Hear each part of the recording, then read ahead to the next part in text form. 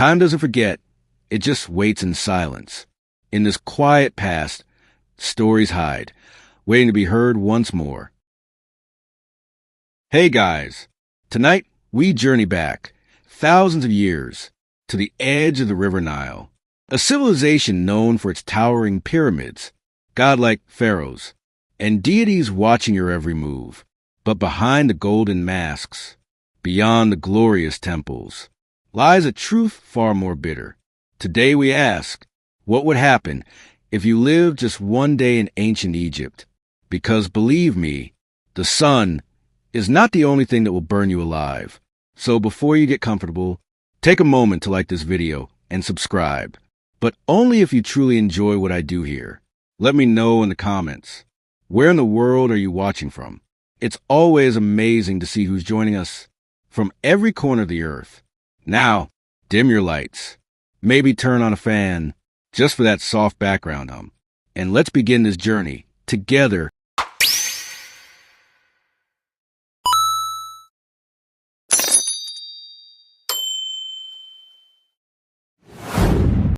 Imagine waking up not to an alarm, but to the ancient Egyptian sun auditioning for the role of the most unforgiving sky god.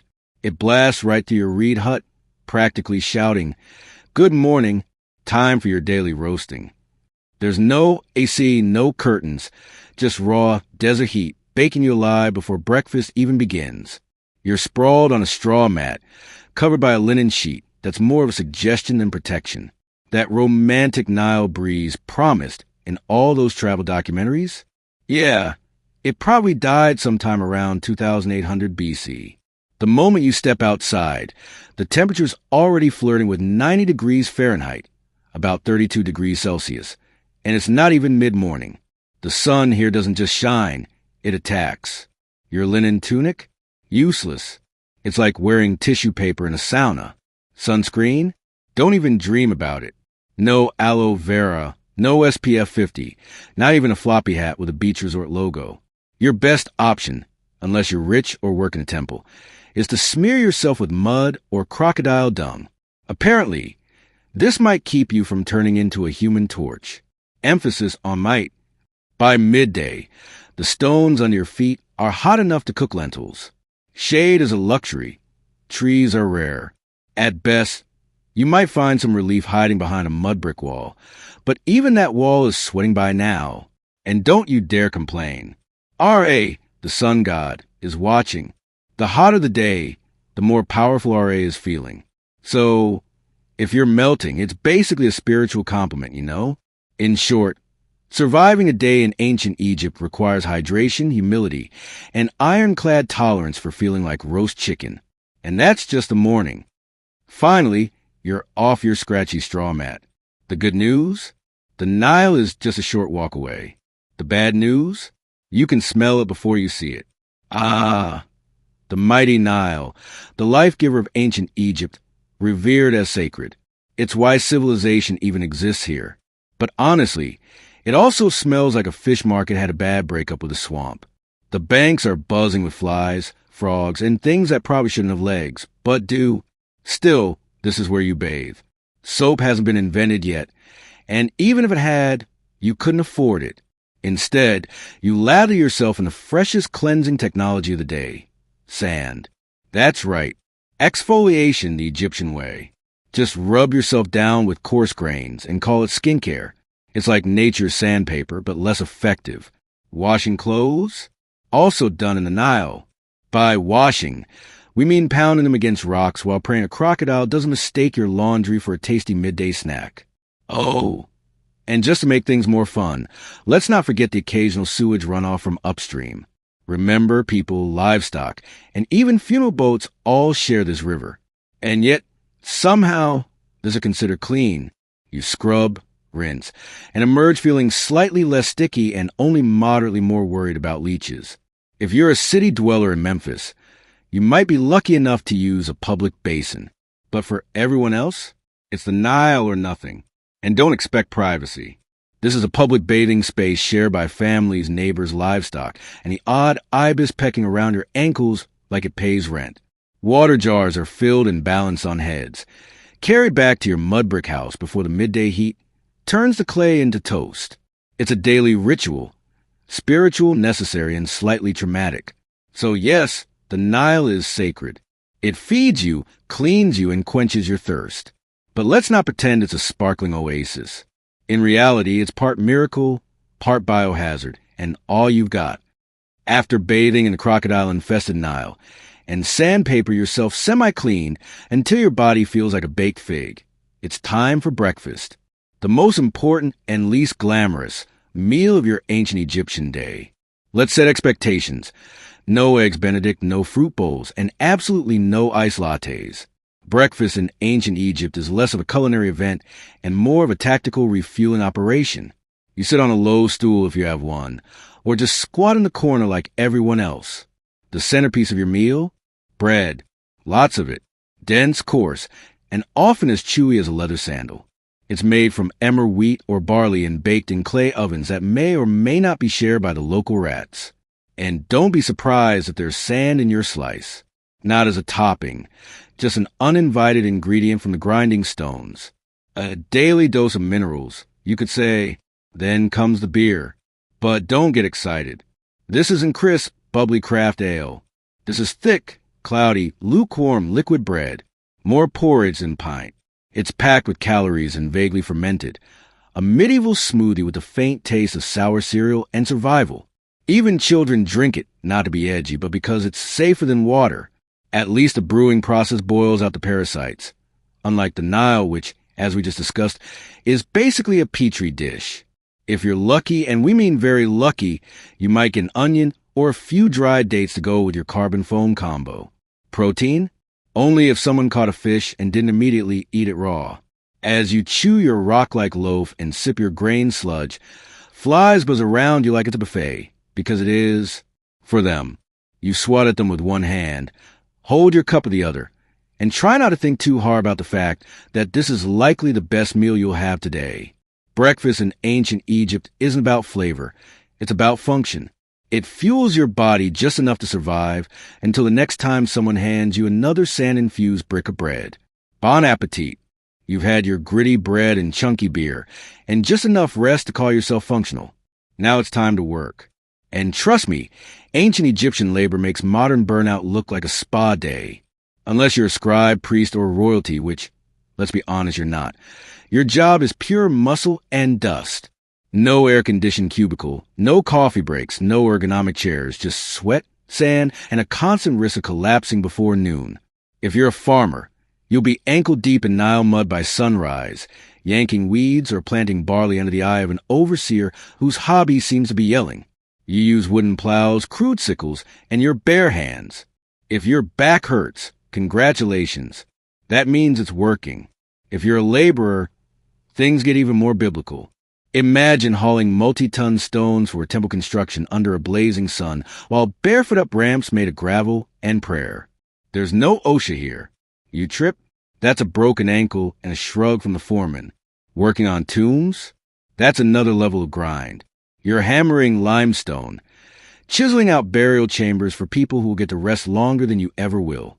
And if you mess up a pharaoh's tomb, let's just say job security might involve a sealed chamber and a curse. And if you're a woman, you're not off the hook. Domestic work is also physical labor. Grinding grain, hauling water, weaving linen, caring for kids, and still helping the fields. Your break is when the baby naps for 7 minutes. You eat on the go. You wipe sweat with your tunic. You keep moving because slowing down means falling behind. And falling behind means someone else gets your grain quota. And you get the blame. There's no clocking out. The sun is your supervisor. When it finally sinks behind the horizon, you crawl home half alive, dust-caked, and dreaming of softer sandals and a less aggressive sun god. Work in ancient Egypt isn't just hard, it's endless. It's a full-body commitment to survival, day after day, until your body gives out or your overseer decides you're not worth feeding. After sweating your soul out in the fields or quarry, you might be tempted to grumble. Maybe something small, a little "this job stinks," or "why am I doing this again?" Stop right there. Because in ancient Egypt, complaining isn't just frowned upon, it's potentially treason. Why?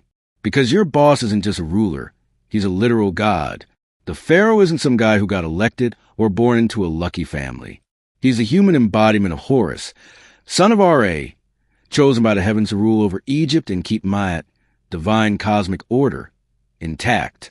In other words, if the river floods well this year, thank the pharaoh. If it doesn't, well, maybe you didn't pray hard enough.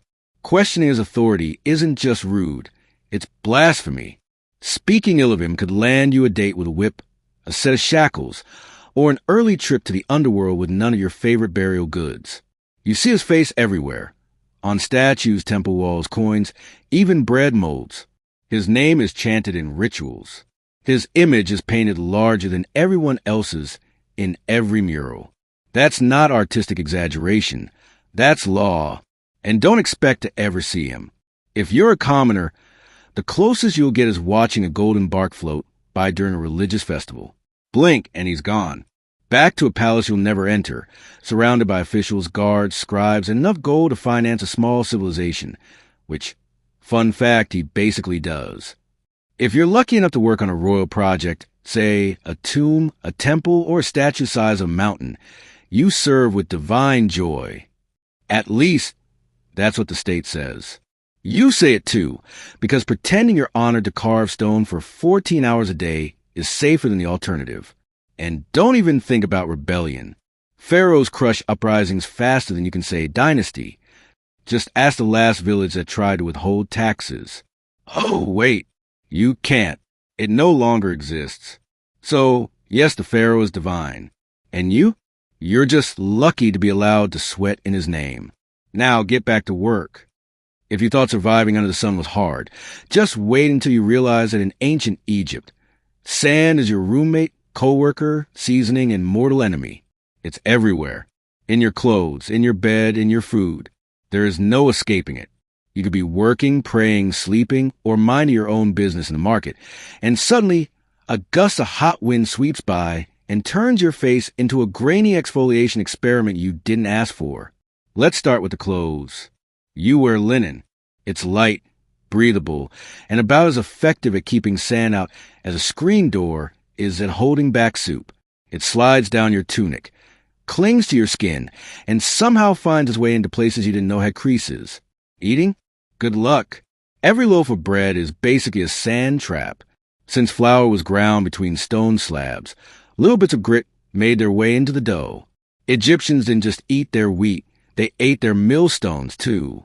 It's why ancient dental remains are often worn flat, like river rocks. Imagine chewing your breakfast while also filing your molars daily. And if you thought your house was a sand-free zone, think again. Your mud brick home has gaps, crevices, and windows with no glass. Perfect portals for wind-blown sand. Your floors are covered. Your cooking pots are full. Your bed is basically a sand pit disguised as furniture. Shoes? Optional at best. Most Egyptians walked barefoot, meaning you're always one step away from turning your feet into battered leather sandals. If you do have footwear, it's usually a basic pair of sandals made from reeds. Fashionable? Perhaps. Protective? Not remotely. Then there are sandstorms. Egypt's version of a slap from the gods. Sudden, swirling, blinding. One moment you're talking to a friend. The next you're spitting dust and feeling like someone dumped an entire beach into your eye sockets. Visibility drops to zero, and everyone around you turns into vaguely coughing silhouettes. In short, sand is the roommate who never leaves, the spice in every meal, and the silent enemy of your eyes, lungs, and dignity. It's not just the backdrop of your life. It's part of your body now. And no, you can't wash it off. You already tried in the Nile, which is probably full of more sand. In ancient Egypt, religion isn't just a weekend activity. It's the operating system for everything. Your job, your diet, your hygiene routine, your bedtime rituals, all dictated by gods who seem to have very specific opinions. First, understand this. The gods are everywhere. Your town has temples to a dozen different deities, each responsible for some vital function. There's Ra, who pilots the sun across the sky like it's a divine Uber.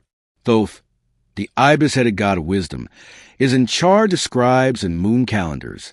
Sobuk, part crocodile, part nightmare fuel, guards the Nile. And Batet, the cat goddess, basically runs public relations. Forget personal freedom. Your daily routine revolves around pleasing them. Wake up, thank RA, spill some beer, apologize to Hathor.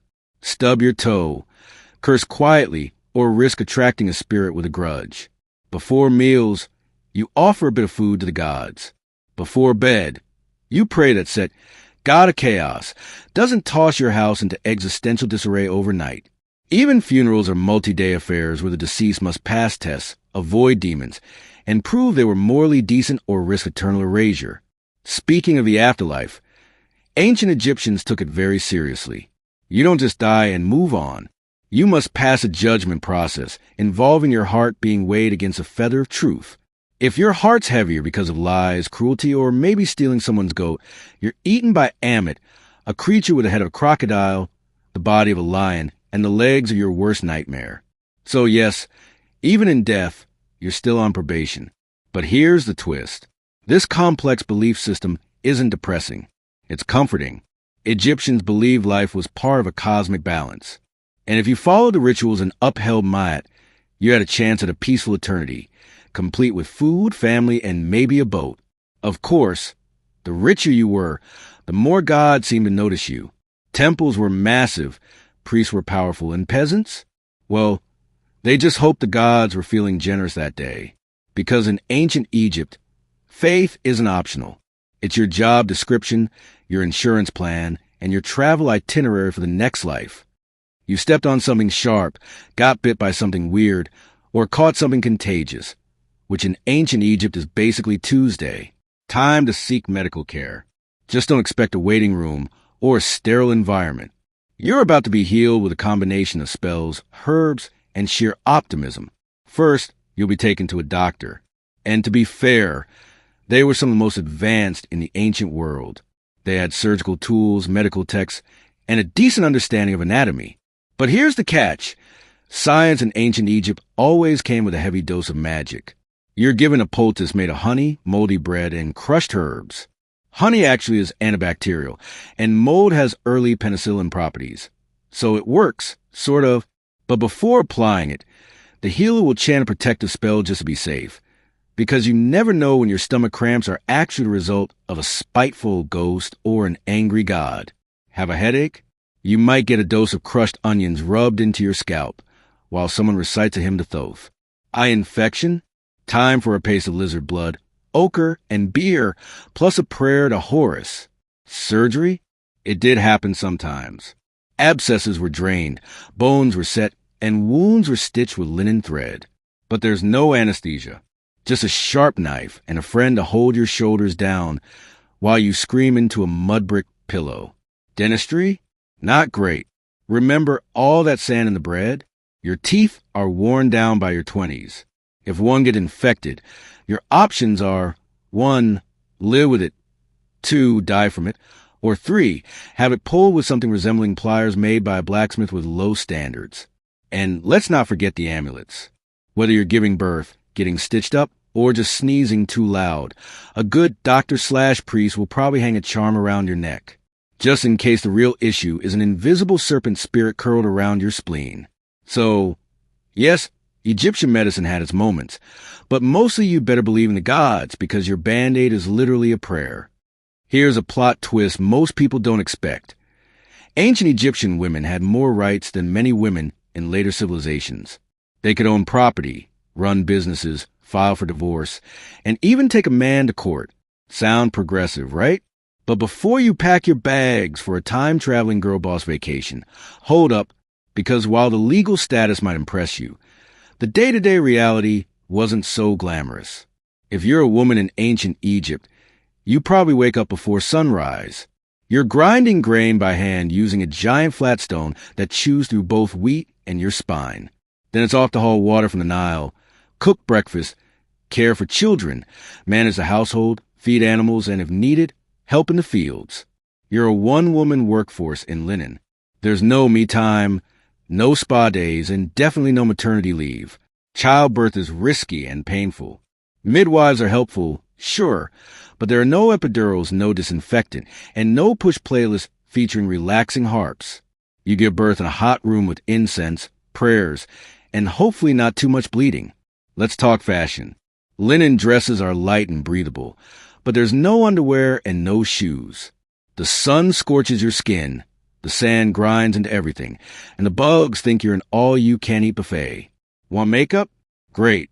Egyptian women did wear cosmetics, but it's lead-based and applied with sticks that look suspiciously like toothpicks.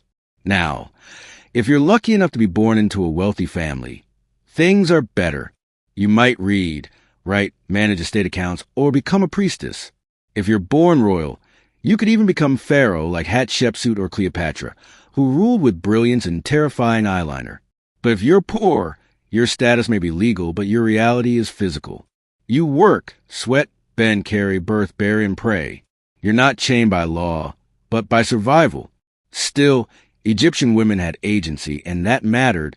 They could speak in court, keep their inheritance, and didn't become property when they married. Compared to many ancient societies, that's huge. So, yes, Egyptian women had rights, but comfort? That's reserved for statues and goddesses, not the woman elbow deep in dough while swatting flies off a toddler. You made it through another grueling day in ancient Egypt.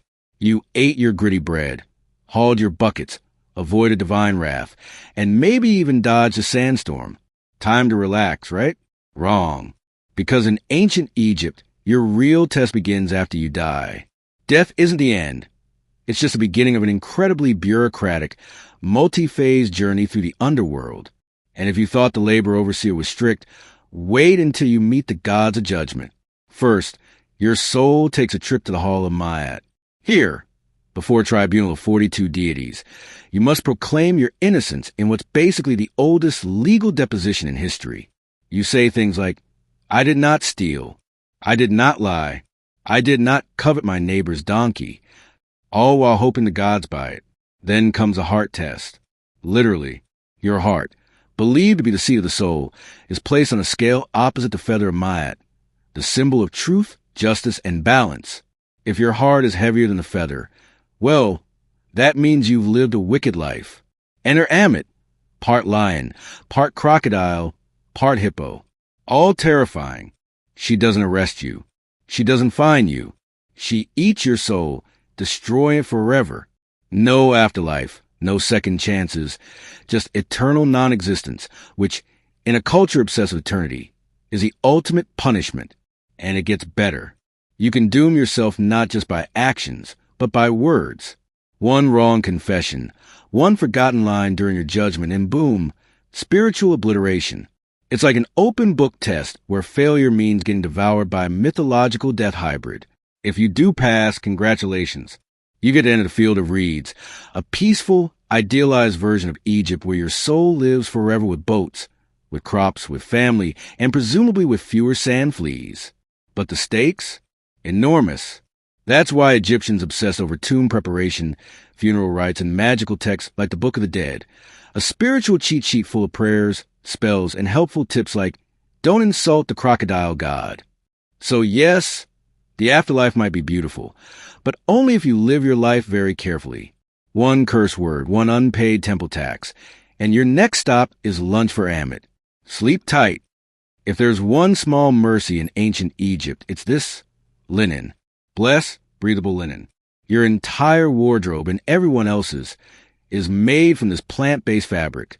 It's light, cool, and lets your skin breathe in the scorching heat. That's the good news. The bad news? That's pretty much where the comfort ends. Whether you're a farmer, builder, priest, or vendor, you're wearing the same outfit every day. For men, a short white kilt or loincloth. For women, a straight sleeveless linen dress, sometimes held up by straps, sometimes not. If you're upper class, you might have pleats or beads or fancy patterns. If you're not, it's plain white or slightly grayish, depending on how long it's been since laundry day. Oh, and laundry day? Your hand scrubbing your clothes in the Nile while hoping a hippo doesn't emerge mid-rinse. Most people go barefoot. Sandals made from woven reeds or leather are reserved for special occasions or temple priests.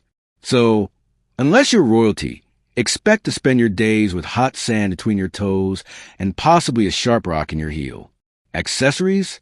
Absolutely, but mostly functional. Amulets for protection, necklaces to show status, and eye makeup made from powdered coal, which wasn't just for fashion. It helped reduce glare from the sun and supposedly warded off infections. Yes, even eyeliner had a job in ancient Egypt. But no matter how well you dress, the bugs don't care. Flies, gnats, mosquitoes. They treat your airy outfit as an invitation. You're walking through the day swatting constantly, rubbing on perfumed oils, and praying that your linen doesn't stick to you like a wet curtain the moment the sun reaches full strength. And of course, your outfit doesn't change with the seasons, because Egypt doesn't really have seasons, just hot and slightly less hot. So, your linen ensemble is basically your year-round uniform, whether it's 110 degrees Fahrenheit or a chilly 70 degrees Fahrenheit evening. So, yes, Egyptian clothing was light, elegant, and far more comfortable than what Romans would wear later. But don't let the breezy outfits fool you, because no matter how floaty your tunic feels, your life is still heavy with labor, heat, sand, and bugs that refuse to respect your personal space. You survived another blistering Egyptian day, hauling bricks, dodging sandstorms, and praying your linen doesn't disintegrate mid-task. But in ancient Egypt, survival is always temporary. Because no matter how tough you are, you probably won't live past 35. Let's break it down. If you make it past childhood, which is already an achievement, considering infant mortality rates were sky-high, you're thrust straight into adulthood by age 13. Marriage, work, and child-rearing all start early, because honestly, you're running out of time. You might die from heat stroke or an infected cut, or childbirth, or crocodiles, or scorpion stings, or bad bread, and forget antibiotics. If you get a fever, the best treatment is honey, herbs, and hoping the gods don't have other plans for your soul. But here's the twist. Egyptians weren't scared of death. They planned for it. In fact, they planned for it better than most people plan for retirement today. If you're rich, you commission a tomb, the ancient version of a 5-star eternity suite. You start saving up grave goods, gold amulets, jewelry, perfumed oils, carved statues, chests full of linens, and for pharaohs, literal boatloads of treasure, all intended to be taken into the afterlife.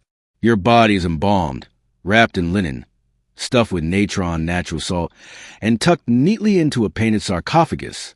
You're buried with a copy of the Book of the Dead, which is less about doom and more like a mystical travel guide, complete with passwords for the afterlife, spells to confuse demons, and instructions for not getting eaten by soul-devouring monsters. If you're poor, well, your tomb is likely a shallow pit in sand. Your body is wrapped in whatever fabric your family can spare, maybe a pot or two placed nearby, and then covered with earth. No murals, no golden mask, just you and the wind. But even the poorest Egyptians held on to the dream of the afterlife, a peaceful, fertile paradise called a field of reeds, where you farm without sweat, eat without hunger, and sail the Nile forever under gentle sunlight. So yes, you'll probably die young in ancient Egypt. But if you lived well, prayed right, and didn't insult too many jackal-headed gods, you just might spend eternity in style. You finally made it to the afterlife, or at least into the tomb. You've been embalmed, wrapped, blessed, and buried. Time to rest in peace, right?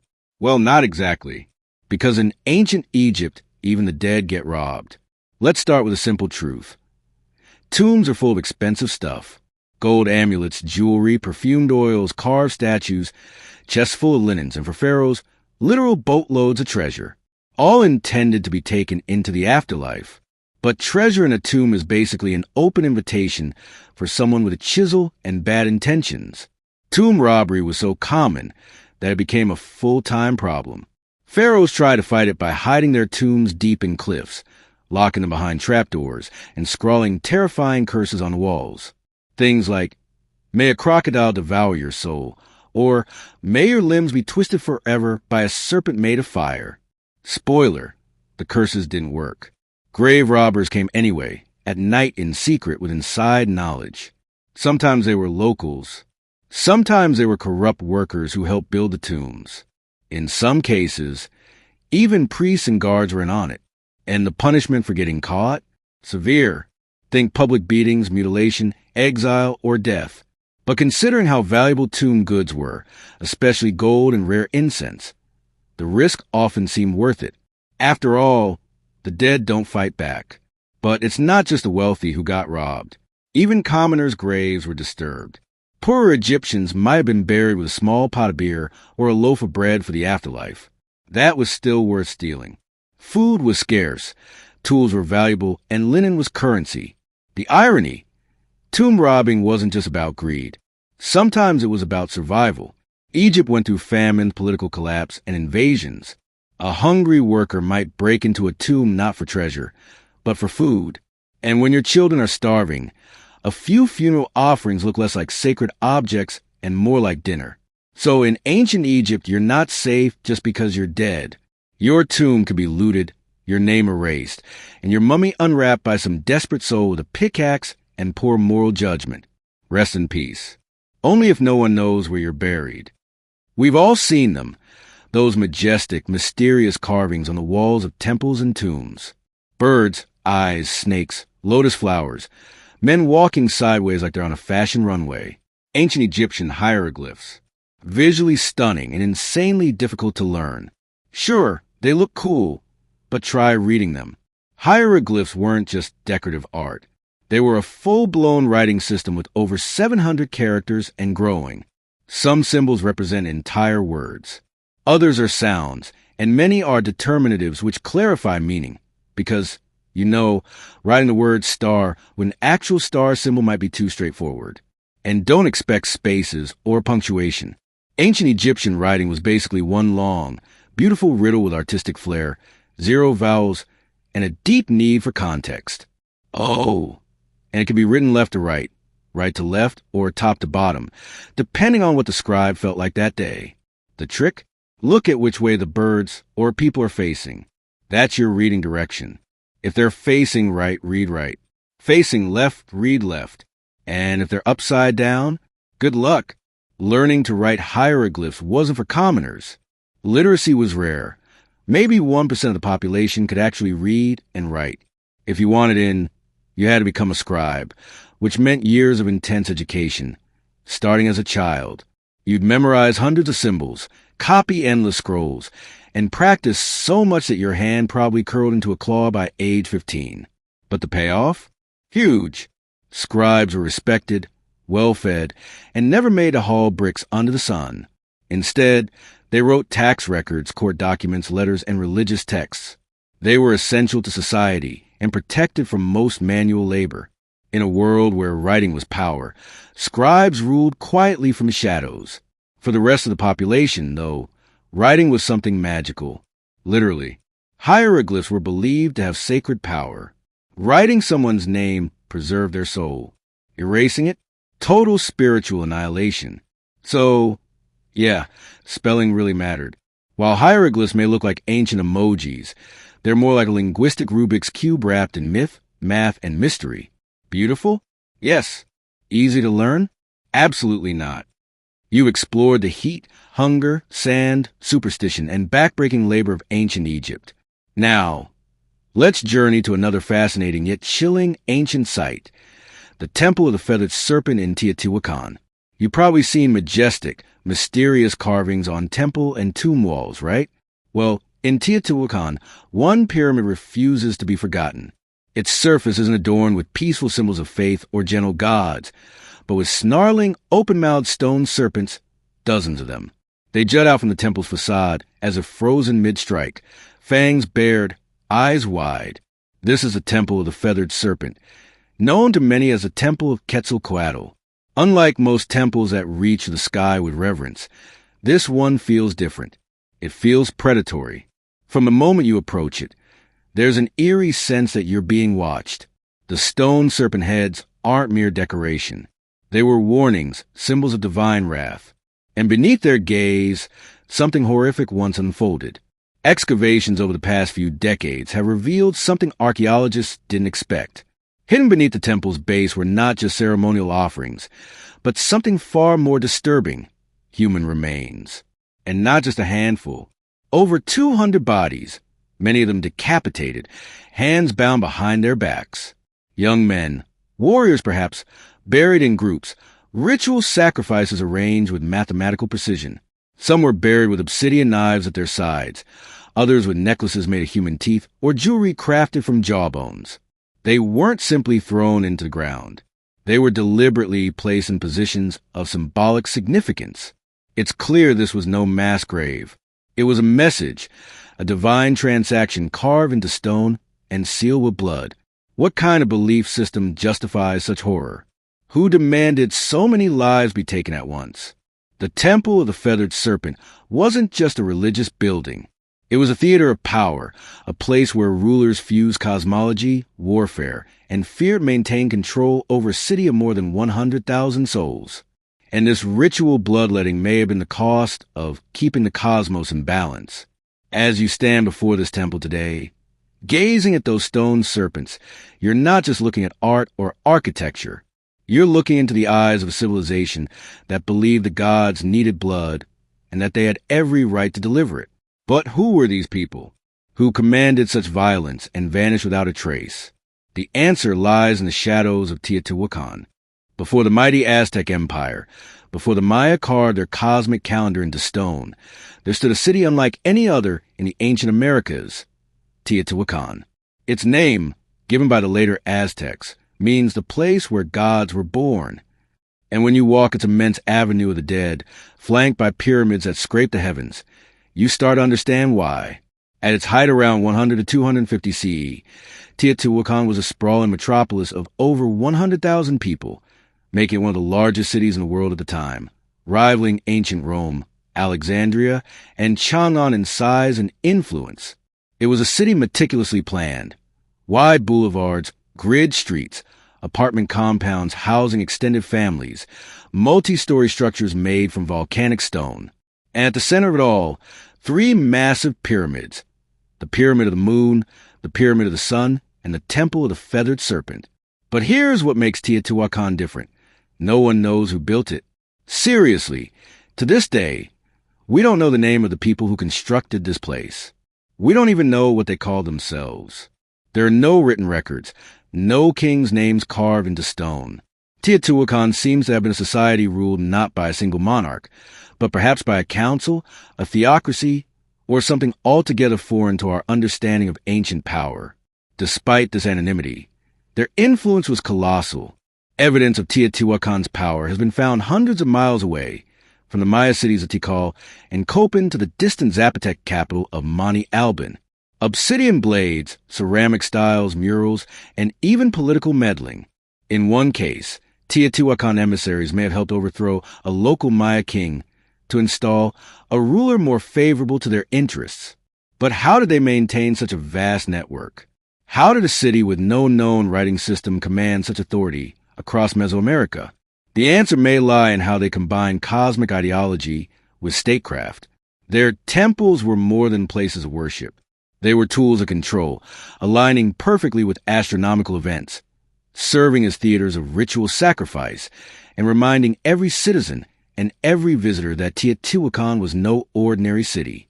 It was the axis of the world, a sacred engine that kept time, fate, and blood flowing in sync. And at the heart of it all stood the Temple of the Feathered Serpent. Oh, understand the temple.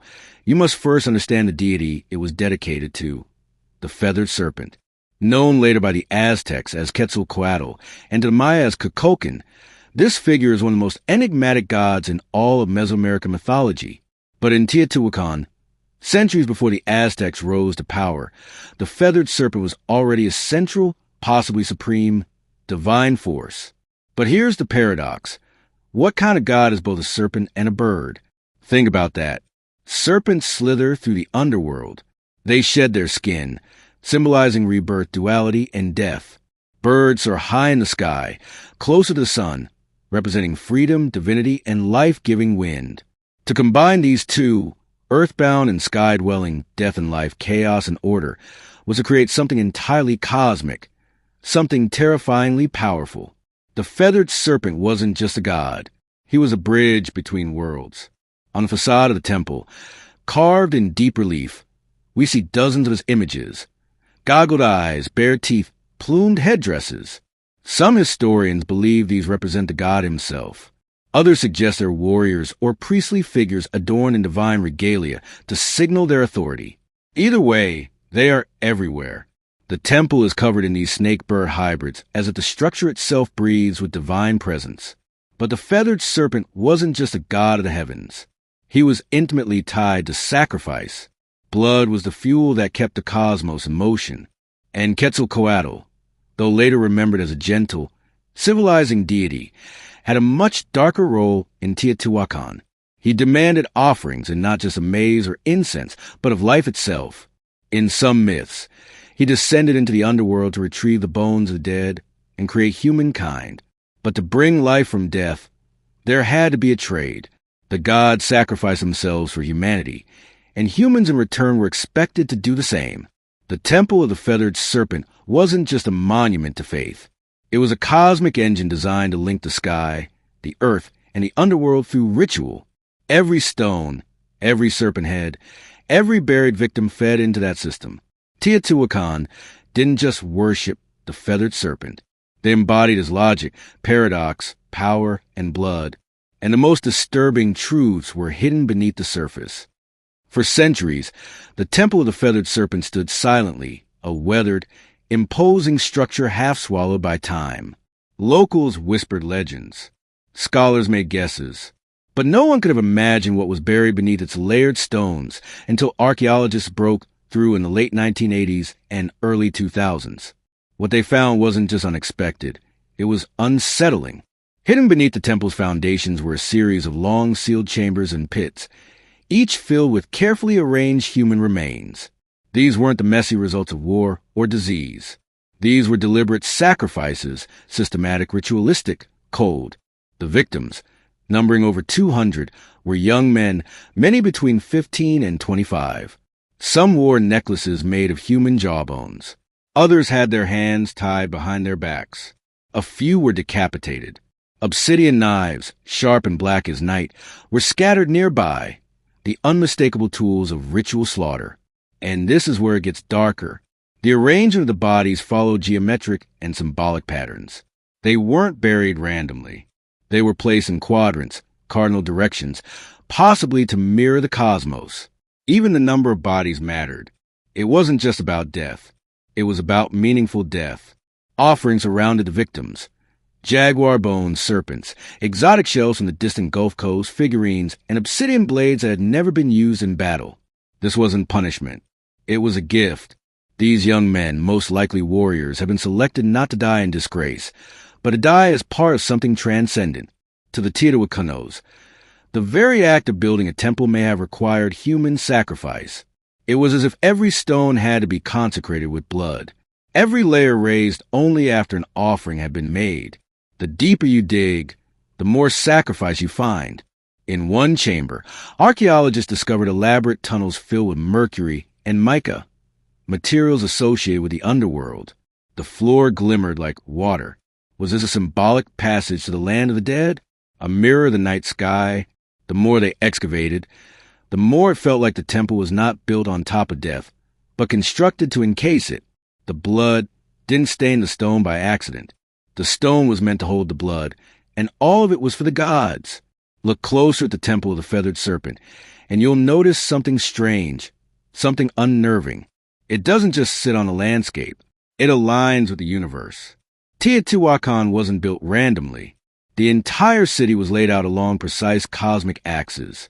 Its central avenue of the dead runs at a 15 degrees angle off true north.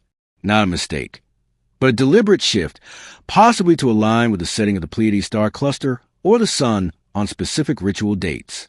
The Temple of the Feathered Serpent sits directly along this avenue, locking it into a grand celestial blueprint. But why? What were they trying to align with? Archaeologists and archaeoastronomers have debated this for decades. Some suggest the temple lines up with equinox sunrise.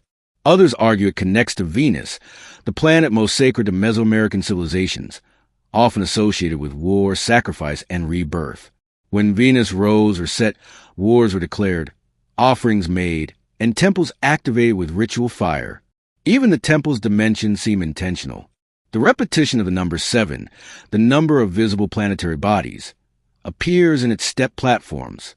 There's symmetry, rhythm, and a stunning understanding of both earthly math and cosmic cycles. And beneath the surface, more clues. In 2003, archaeologists uncovered a tunnel beneath the temple.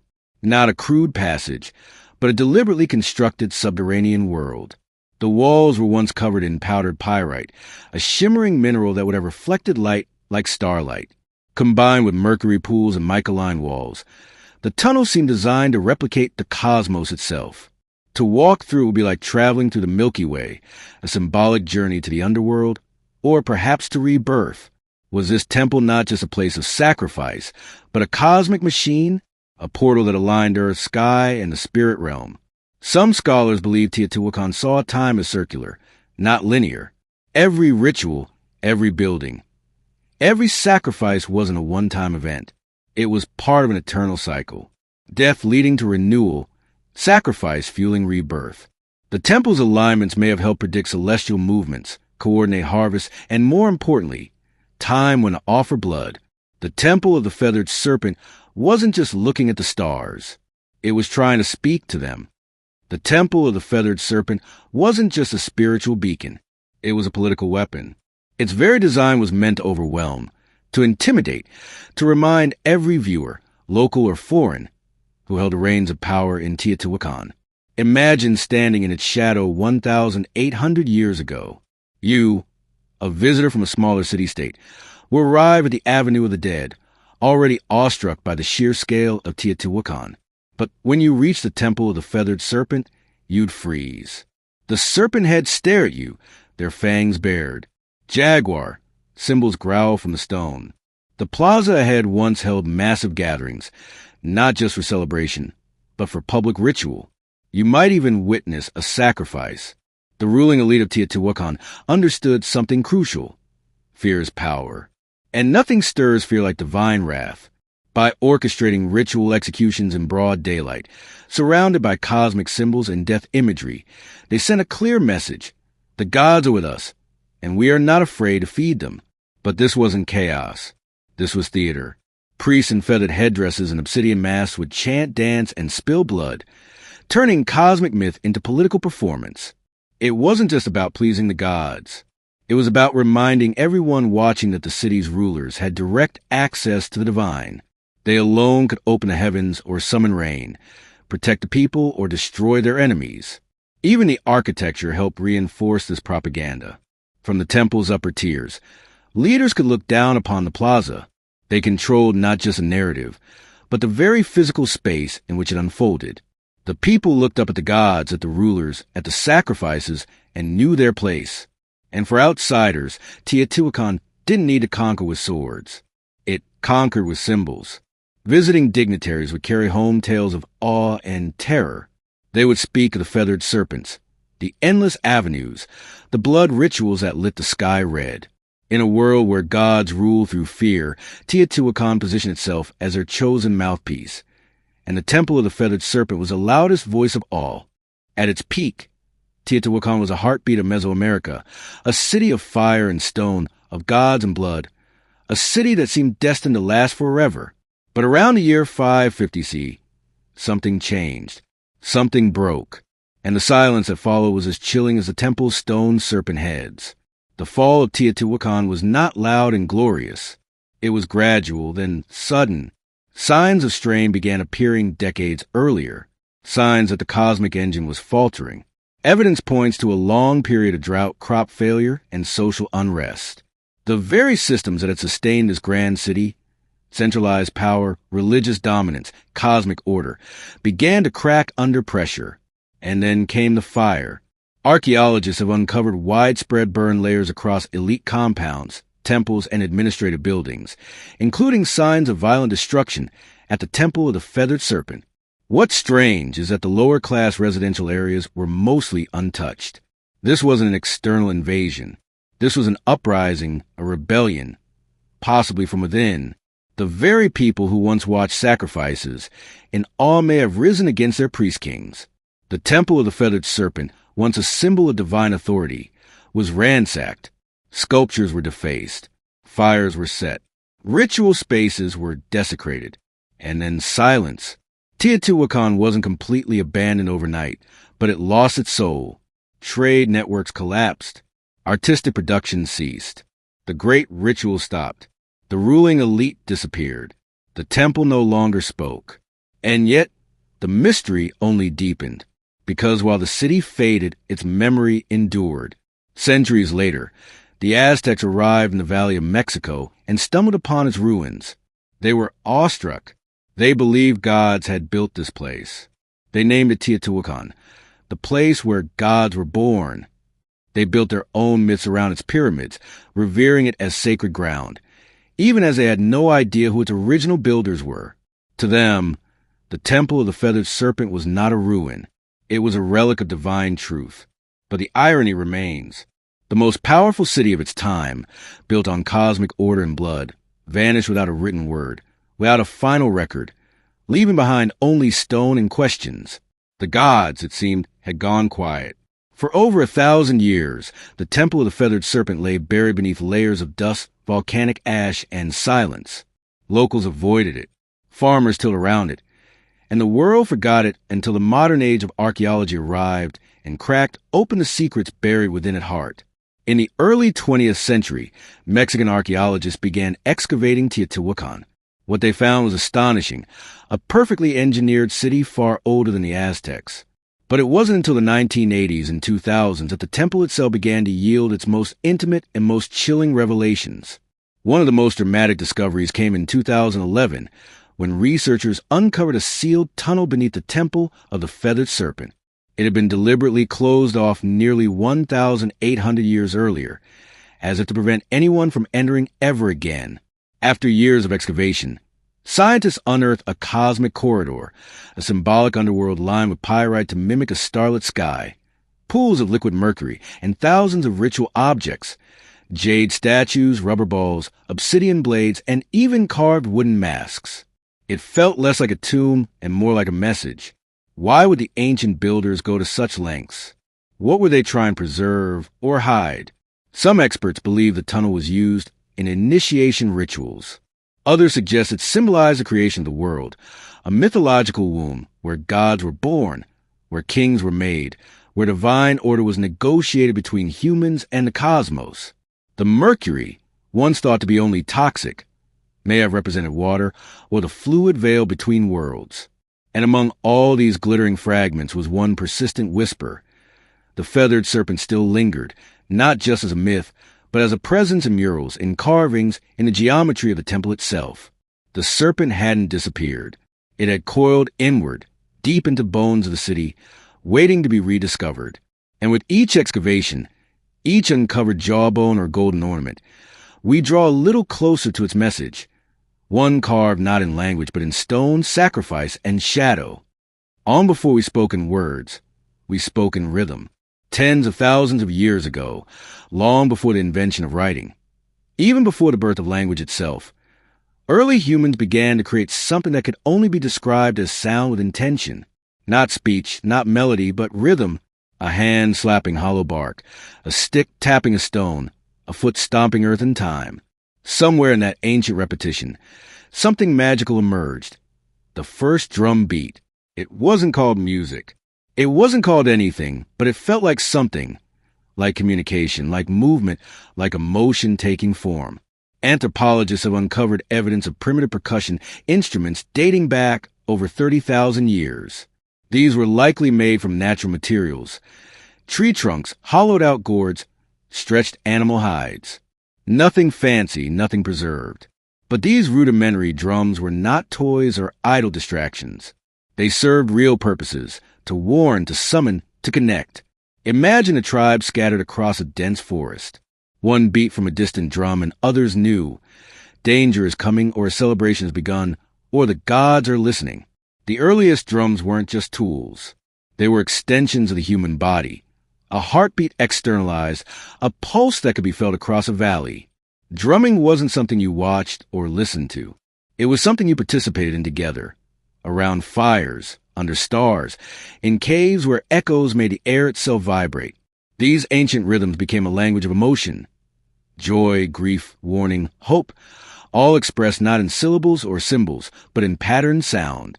Before the first flutes were carved, before string instruments were dreamed of, the drum was already alive, anchoring us in time, giving shape to ritual and uniting individuals into tribes. In that way, the drum became humanity's first instrument and perhaps its first form of collective identity. No matter where on earth people lived, they created something to strike, something to beat, something to mark the moment. Because even when we had no words, we had rhythm, and that rhythm was everything. In the cradle of early human civilization, drums were not just instruments, they were sacred voices. Every tribe, every culture, every corner of the earth developed its own rhythm, but the purpose was nearly universal: to commune with the unseen. In Africa, where some of the world's earliest drums emerged, rhythm was deeply intertwined with life, death, and ancestry. The gem, carved from a single tree and wrapped in goat skin, was believed to contain three spirits: that the tree was carved from, the animal whose skin gave it voice, and the craftsman who brought it to life. Played in circles, the gem didn't just accompany rituals. It was the ritual. Then there were the talking drums, capable of mimicking human speech through pitch and tone. In West Africa, these drums carried messages across miles, relaying news, warnings, births, and deaths from one village to the next. Long before the telephone, humans were already drumming their messages through the landscape. Across the oceans, Native American tribes treated the drum as a living entity. It was the heartbeat of Mother Earth, played in ceremonies to honor ancestors, summon healing, or guide the souls of the dead. The large powwow drum, played by a circle of drummers, was both a musical and spiritual engine, a communal pulse that aligned humans with nature and spirit. In Australia, the Aboriginal people used clapsticks and percussive stomps in the sacred Dreamtime, a mythic era of creation. In the Arctic, Inuit shamans struck framed drums to enter trance states, seeking visions or communicating with spirits during long, dark winters. These weren't performances. These were acts of survival, healing, storytelling, and connection. To drum was to remember. To drum was to belong. And always it was communal. Drums brought people together into sacred circles, synchronizing hearts and intentions.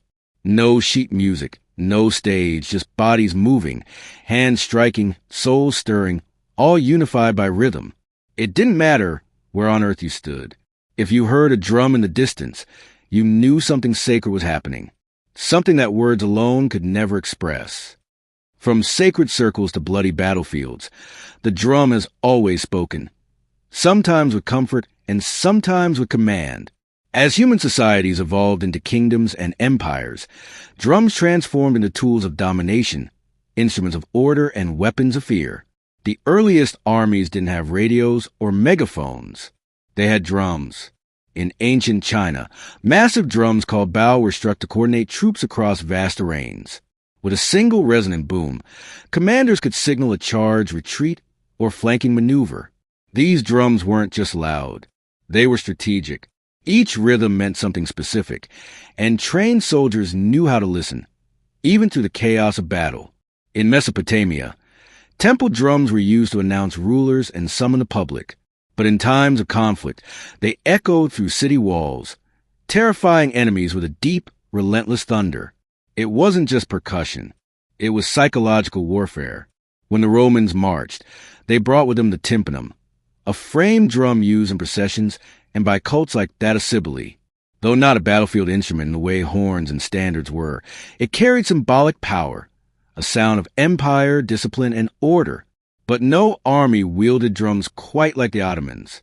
Their Mater bands, the world's first known military orchestras, unleashed an overwhelming storm of drums, cymbals, and horns before battles. The relentless pounding of Ko's giant kettle drums and Davil, double-headed bass drums, struck terror into hearts of enemy forces. Some European accounts describe soldiers freezing in panic before even seeing the Ottomans, paralyzed by sound. Drums also enforced power off the battlefield.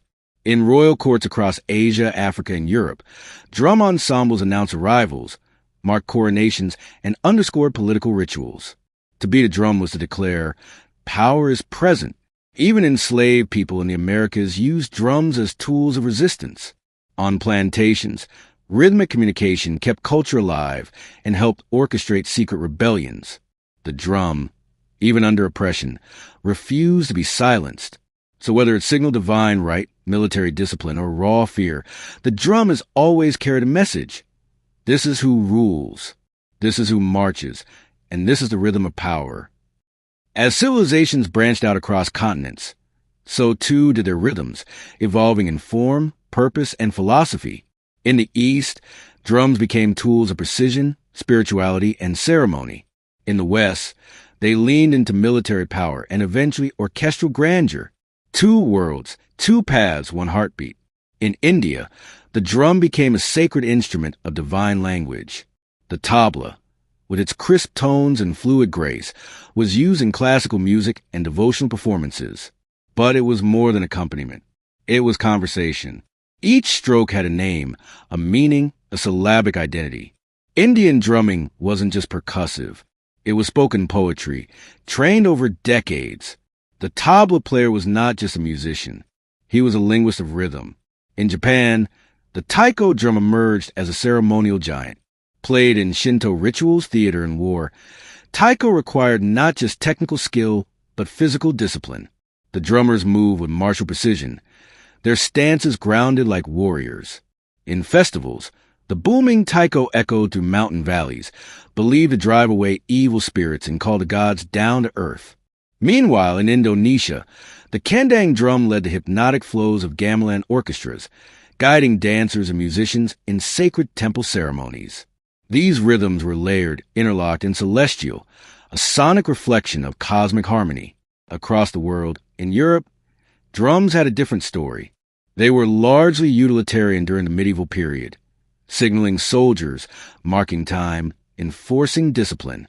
It wasn't until the Renaissance and Baroque eras that drums began to enter formal music. Even then, they were kept in the background, tonally thundering beneath royal fanfare or echoing in grand cathedrals. In this divergence, you see two philosophies. The East saw rhythm as art and spirit, something tied to breath, chant, and meditation. The West saw it as structure and force, a tool to rally, march, and measure. But both understood the drum's core power: to shape time, to dictate pace, to elevate ritual, to connect humans in ways that transcend language. East or West, sacred or strategic, the drum remained central, always listening, always speaking. From mountaintop temples to jungle clearings, from desert fires to candlelit cathedrals, drums have always had a place where the human meets the divine. Long before organized religion took root, rhythm was already a sacred language, a way to pray, to summon, to transcend. In Africa, drums were not just instruments, they were spiritual beings. In Yoruba traditions, for example, the bata drum was used to communicate with the orishas, gods, and ancestral spirits. Drummers weren't performers, they were priests.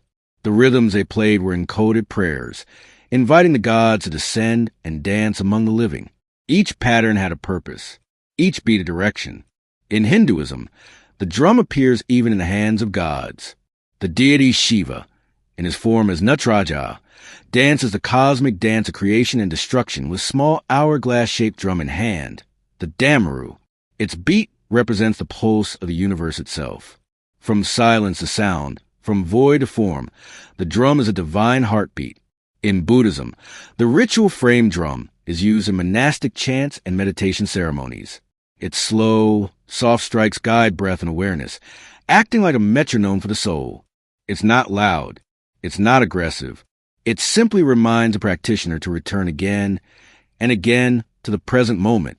Across the Americas, indigenous tribes use drums in vision quests, sweat lodges, and healing ceremonies. The beat is constant, steady, mimicking the rhythm of the womb, helping participants enter trance states or connect with ancestral spirits. In these spaces, the drum doesn't just accompany prayer. It is the prayer. Even within Christianity, where rhythm was often subdued, the drum still found a sacred role. In gospel traditions, particularly in African American churches, drums became a means of praise and power, a heartbeat behind voices lifted in devotion, a reminder of struggle, hope, and divine rhythm in every life. No matter the faith, the ritual, or the God invoked, the drum has been there not as decoration, but as a vessel for energy, intention, and the mysteries we cannot speak. Because when words fail in worship, rhythm remains and the divine always listens. For thousands of years, drums were solitary instruments. One body, one sound, one purpose. But in the heart of the industrial age, something revolutionary happened. In factories, streets, and music halls, percussion was reimagined. And by the early 20th century, multiple drums were no longer scattered across a stage. They were united, forming something entirely new. The drum kit. It was born out of necessity.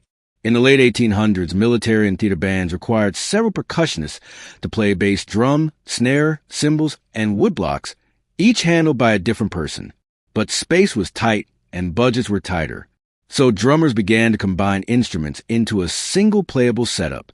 By 1909, the first bass drum pedal was patented. A drummer could now strike a massive drum with one foot, freeing their hands to do more. The idea caught fire. Over the next few decades, drummers added hi-hats, toms, cowbells, and ride cymbals, creating a setup that could mimic an entire percussion section, all from one seat. What emerged was more than a tool. It was a drummer's throne.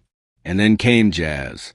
In smoky clubs and underground dance halls of New Orleans and Chicago, the drum kit exploded into life. Jazz drummers didn't just keep time. They played the kit like a voice with syncopation, swing, and sensitivity. Legends like Gene Krupa and Buddy Rich turned the drum set into a lead instrument. Rhythm became storytelling. As jazz evolved into rock, the drum kit grew louder, heavier, more powerful. The 1960s and 70s saw kits expand with multiple toms, splash cymbals, and double bass pedals. Drummers like John Bonham, Neil Peart, and Keith Moon pushed the limits of stamina and creativity. The drummer wasn't in the background anymore. He or she was the engine. Today, the drum kit is a global staple. From gospel churches to EDM stages, from punk garages to world tours. And even as digital kits and drum machines rise, the physicality of a live drum kit, the sticks, the skins, the sweat, remains irreplaceable. It's a symbol of modern rhythm, a fusion of centuries, where tradition meets innovation, and where one drummer can speak with 10 voices at once. The world beats in thousands of dialects, and so do its drums. From continent to continent, culture to culture, the drum has taken countless forms, each carrying a distinct identity, sound, and purpose. These aren't just instruments. They're cultural signatures, crafted from local materials, shaped by local hands, and steeped in the rhythms of everyday life. In West Africa, the djem remains a heartbeat of community gatherings. It speaks in sharp slaps and deep bass tones, designed for storytelling and spontaneous conversation. Next to it, the dondom provides a foundational pulse, a rhythmic anchor around which others can dance. In Africa, a drum ensemble isn't just music. It's a conversation between spirits, ancestors, and the living. In the Middle East, the darbuka, a goblet-shaped drum made from clay or metal, delivers crisp, fast-paced rhythms essential to belly dancing in classical Arabic music. Its voice is sharp and articulate, demanding precision from its player and movement from its listeners. Across the Caribbean and Latin America, drums tell a different story, one born from resilience and fusion. The conga, bongo, and timbales reflect a blend of African, indigenous, and Spanish influences. In Cuba, the sacred batter drums are used in Santeria rituals, each drum speaking a divine language tied to Orishas. In Brazil, the thunder, the surdo, and cuica drive samba parades through the streets, infusing joy into protest, prayer, and carnival. In India, the mridangam and tabla dominate South and North Indian classical music, respectively. These drums are so precise they are tuned to pitch, blurring the line between rhythm and melody. Each finger movement matters. Each stroke carries centuries of tradition. Then there's a frame drum, one of the oldest in human history, appearing in everything from the Persian daf to the Irish bodhrán, from shamanic tools to folk ensembles. Played with fingertips, mallets, or brushes, it's proof that even simplicity can be sacred. What unites them all? Purpose. Whether guiding dance, healing ritual, or revolution, each drum reflects the soul of its people. Their rhythms carry geography, history, and identity. The global drum family isn't just diverse. It's universal. Because no matter where you go, the earth still echoes with rhythm. As the 20th century drew to a close, the sound of drums began to change, not in rhythm, but in texture. The physical gave way to the programmable. The sweaty palms, the wooden sticks, the callous fingertips, all began to share space with circuits, pads, and software. The age of digital drums had arrived. It began in the 1970s with primitive drum machines. Early devices like the Rhythm Icon and Roland CR-78 used analog circuits to simulate basic beats. At first, they sounded robotic, even awkward. But musicians saw something else: consistency, control, and endless possibility. Then came a revolution. In 1980, Roland released the TR-808, a drum machine so iconic, its deep booming kick and crisp snare would go on to define entire genres. Hip-hop, techno, electro, and trap were all born in part from its synthetic pulse. It was no longer about mimicking acoustic drums. It was about creating new sounds entirely. As digital audio progressed, so did the tools. Electronic drum kits like the Roland V drums allowed drummers to play naturally while triggering thousands of sampled or synthesized tones. Artists could now rehearse silently, record without microphones, and switch drum kits with the press of a button. And with computers came digital audio workstations, DAWs, like Ableton FL Studio and Logic. Now, anyone with a laptop could build complex rhythms, layering kicks, snares, hi-hats, and sub-bass into vast sonic architectures. Finger drumming on MIDI pads became an art form of its own. Some feared this shift meant the death of traditional drumming, a replacement of human feel with cold precision. But that didn't happen. Instead, hybridity emerged. Acoustic drummers began integrating triggers and samples into their kits. Producers started layering human-played drums with machine beats. The organic and the synthetic found a groove together. Digital drums didn't erase the past. They reimagined it. And today we live in a world where a single person in a bedroom can build rhythms once requiring entire orchestras, where ancient grooves from Africa, Asia, and the Americas can be sampled, twisted, and given new life in neon-lit dance floors. The tools have changed, but the purpose remains the same: to move bodies, to shape time, to make silence speak. Across every era, every empire, and every evolution in technology, one thing has never changed. The drum remains our oldest and most enduring voice. From ancient fire circles to modern concert halls, from sacred rituals to digital dance floors, the drum has never been just about music. It's about connection, to ourselves, to each other, to something bigger. It is the heartbeat we all share. Not metaphorically, literally, because even before we're born, nestled in the womb, the first rhythm we ever hear is that of our mother's heart. Steady, safe, alive. And when life begins, we chase that rhythm forever. The drum has been our companion through joy and war, through worship and protest. It has marched beside kings and risen with rebels. It has echoed through temples and subway tunnels. It speaks in every language because it is a language, one that bypasses thought and speaks directly to the body, the bones, the blood. In moments of grief, we drum to mourn. In moments of ecstasy, we drum to celebrate. And in the quiet spaces in between, we drum to remember who we are. Today, percussion continues to evolve. You can find hand-pan street musicians weaving new age rhythms on city corners. Indigenous communities preserving ancient drumming traditions against all odds. Stadium drummers rallying crowds in unison. Children banging pots and pans with instinctual joy. Even artificial intelligence is learning rhythm. But no algorithm can replicate the human soul behind a single imperfect beat, because rhythm is not just counted, it's felt. And maybe that's why the drum has outlived empires and trends. Because deep down we all crave the anchor time, the shared pulse that tells us we are here, together, now.